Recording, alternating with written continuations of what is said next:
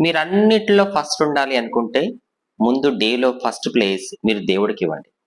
కొంతమందికి డే మొదలయ్యేదే ఫోన్‌తో. ఉదయం మేలుకోంగానే బెడ్ మీద నుంచి లేవక ముందే పక్కనే ఉన్న ఫోన్ తీసుకొని చూసుకుంటూ ఉంటారు.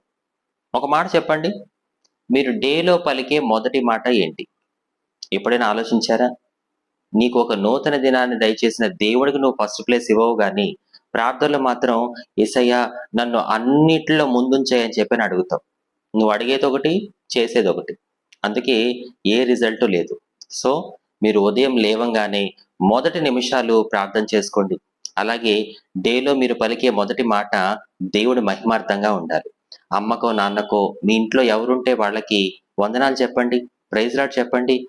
మీరు డేలో ఫస్ట్ ప్లేస్ దేవుడికివ్వగలిగితే, అప్పుడాయన మిమ్మల్ని అన్నిటిలో ఫస్ట్ ఉంచుతాడు.